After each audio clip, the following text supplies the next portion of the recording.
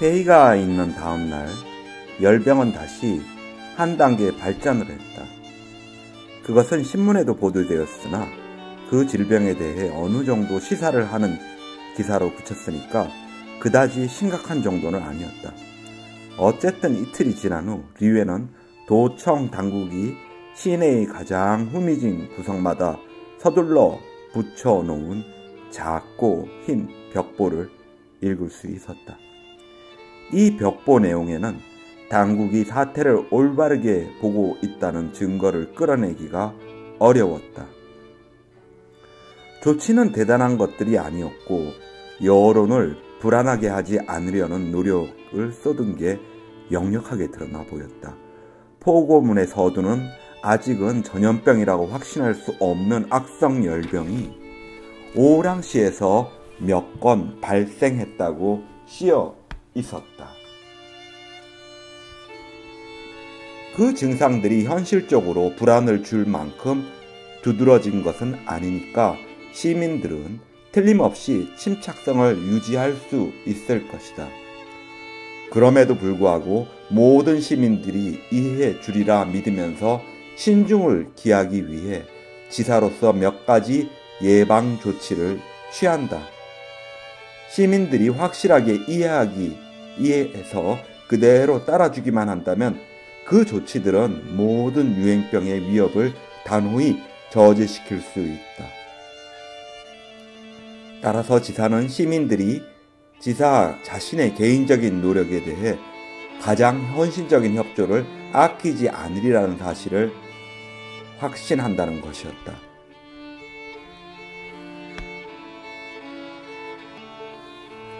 이어서 벽보에는 전반적인 조치들이 열거되어 있었는데 그 중에는 하수구에 독가스를 주입시킴으로써 과학적으로 쥐를 잡는 방법이라든지 음료수를 사용할 때 엄격한 주의를 해야 한다는 것 등도 있었다. 시민들에게 최대한 청결을 유지하도록 부탁했으며 벼룩이 있는 사람들은 시립병원에서 적절한 처치를 받으라고 했다. 한편 의료진에 의해 진단이 내려진 환자가 있는 경우 가족들은 이를 의무적으로 신고해야 하며 환자를 병원의 특별병실에다 격리 수용하는 데 동의해야 한다. 또한 이 병실에는 환자가 최단 시간 안에 가장 효과적인 치료를 받을 수 있는 최고의 설비가 갖추어져 있다는 것이었다. 몇 가지 부기조항은 환자의 방과 운반용 차량을 의무적으로 소독하도록 규정해 놓았다. 그 나머지는 환자 주변 사람들에게 위생면에서의 주의를 권고하는 데 그치고 있었다.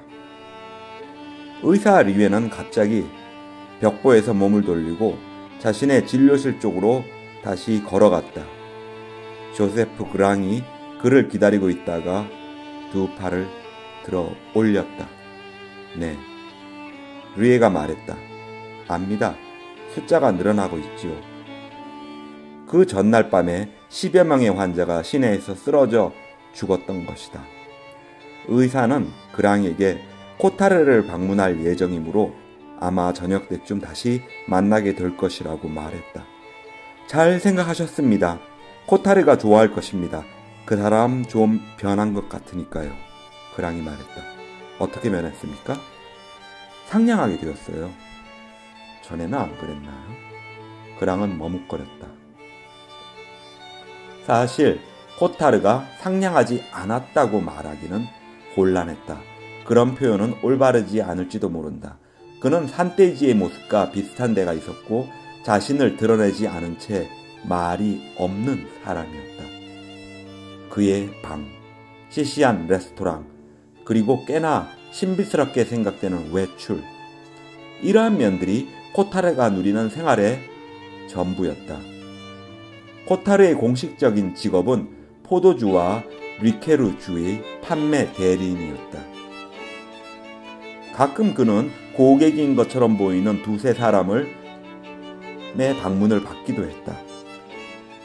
이 판매 대리인은 늘 적적했고 남을 잘 믿지 않았다. 그랑의 말에 따르면 이와 같은 모든 면이 많이 달라졌던 것이다. 어떻게 표현해야 좋을지 모르겠지만 제가 보기에는 사람들과 사이좋게 지내려고 애쓴다고 할까? 모든 사람을 자기 편으로 끌어들이고 싶어하는 것 같습니다. 그는 저에게 자주 말을 걸고 함께 외출하자는 제의도 해서 늘 거짓말할 수도 없었죠. 게다가 저 역시 그에게 관심이 있었습니다. 사실 따지고 보면 제가 그의 목숨을 구해준 셈이니까요. 코타르는 자살을 기도한 이후로 누구의 방문도 받지 못했다. 거리에서나 일터에서나 그는 누구에게나 동정을 받으려고 애썼다. 감히 아무도 그렇게 할 수 없을 정도로 식료품 상인들과 부드러운 태도로 얘기를 했으며 담배 가게 여주인의 수다스러운 얘기조차도 정성을 다해 귀를 기울였다. 그 담배 가게 여자는 정말이지 살모타 같은 사람이지요. 코타르에게 그 점을 말해주었더니 그는 내가 잘못 생각하고 있다며 그녀도 알아줘야 할 장점이 있다고 대답하더군요. 그랑이 말했다. 또 코타르는 두서너 차례 그랑을 시내의 호화 레스토랑이나 카페에 데리고 갔다는 것이다. 실제로 그는 그런 곳에서 자주 출입을 하기 시작했던 것이다. 그런 곳에 있자니 기분이 좋더군요. 그랑이 말했다. 그리고 또한 주위 손님들도 모두 좋아 보이고 그랑은 종업원들이 판매 대리인에게 유별나게 친절히 대해주는 것을 볼 수 있었는데 알고 보니 그가 놓고 가는 많은 액수의 팁 때문이었다는 것이다. 코타르는 돈을 받은 대가로 종업원들이 베풀어주는 친절에 대해 매우 민감한 반응을 보였다. 호텔 지배인이 배웅을 나와 그가 외투 입는 것을 도와주었던 어느 날 코타르는 그랑에게 말했다는 것이다. 참 좋은 친구지요. 증언까지 해줄 만한. 무얼 증언한단 말입니까? 코타르는 주저했다. 말하자면 내가 나쁜 사람이 아니라는 것 말입니다. 그렇지만 때로 기분이 돌변하는 경우도 있었다. 어느 날 식료품 가게 주인이 좀 불친절하게 대하자 그는 걷잡을 수 없을 정도로 화가 나서 집으로 돌아왔다는 것이다. 그 녀석은 다른 자들하고 지낸단 말이야. 나쁜 놈 같으리라고. 다른 자들이라니? 어떤 사람들이요? 누구나 아무하고나 말입니다. 그랑은 그 담배가게 여주인 집에서 묘한 장면을 목격한 일도 있었다. 그 여주인은 알제이시에서 파문을 일으켰던 최근의 어떤 체포 사건에 대해서 한참 열을 올리고 있었다. 그것은 어떤 무역회사의 젊은 직원이 해변에서 아랍인 한 사람을 살해한 일에 관한 것이었다. 그럼 못된 놈들은 모두 감옥에 쳐넣으면 정직한 사람들이 숨을 돌릴 수 있을 거예요. 여주인이 말했다. 그러나 신뢰한다는 말 한마디 없이 밖으로 뛰쳐나가버리는 코타르의 갑작스러운 태도를 보고 그 여자는 말을 중단해야만 했다. 그랑과 여주인은 너무도 뜻밖이라 멍하니 서 있기만 했다는 것이다. 계속해서 그랑은 리웨에게 이 밖에도 코타르의 성격이 변한 점을 알려주었다. 그는 언제나 상당히 자유주의적인 견해를 가지고 있었다. 그가 좋아하는 강자는 항상 약자를 잡아먹기 마련이다 라는 귀절이 그의 이런 성격을 여실히 증명했다. 그러나 그는 얼마 전부터는 오랑시의 옹건파 신문밖에는 사보지 않게 되었다. 또한 그것을 굳이 많은 사람들이 보는 앞에서 여발한 듯이 읽는 것이었다. 또 이런 일도 있었다. 병이 회복된 지 며칠도 안 되어서 그는 막 우체국에 가려던 그랑을 부르더니 멀리 떨어져 사는 자기 여동생에게 매달 보내고 있는 100프랑짜리 우편안을 붙여달라고 부탁했다. 그러나 그랑이 떠나는 순간에 이렇게 말했다는 것이다. 200프랑을 보내주시죠. 그러면 그 애는 놀랄 겁니다. 그 애는 내가 제 생각은 전혀 하지 않는 줄로 알고 있지만 실은 그 애를 말할 수 없이 사랑하고 있거든요.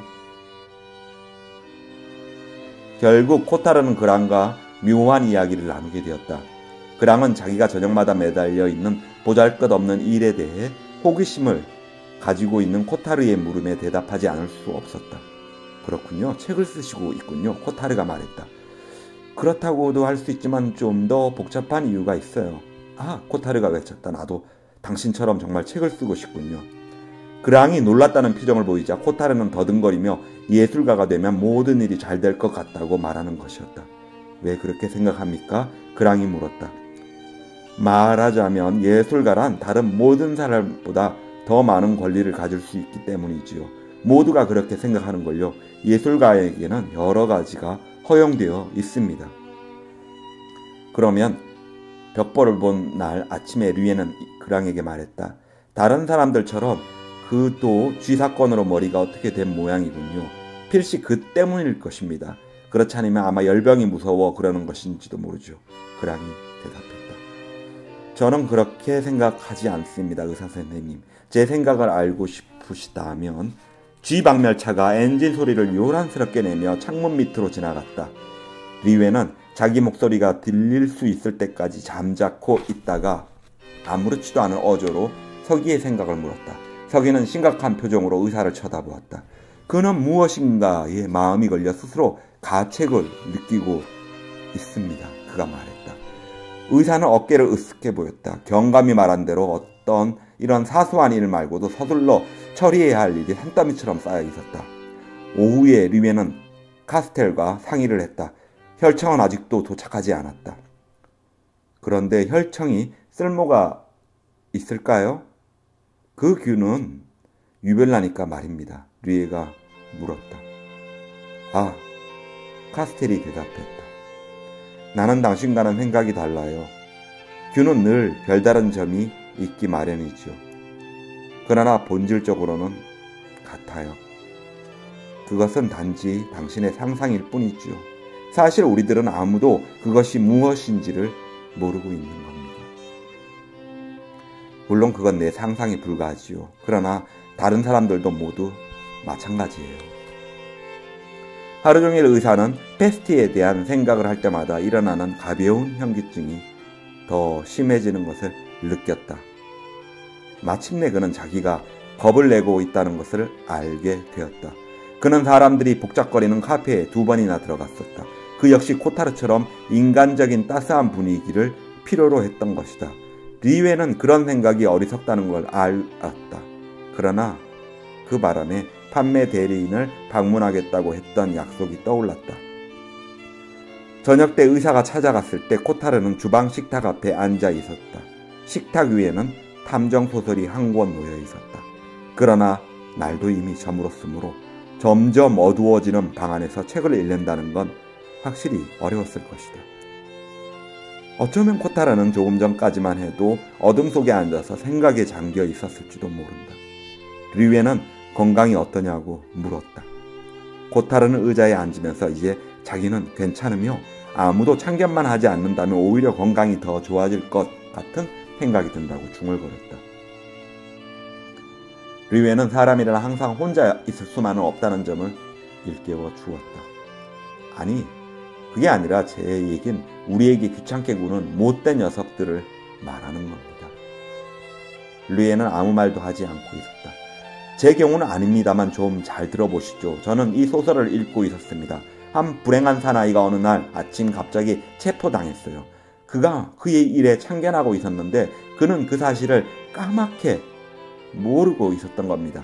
관청에서는 그에 대한 이야기가 퍼지게 되고 그의 이름은 하드에 올려졌지요.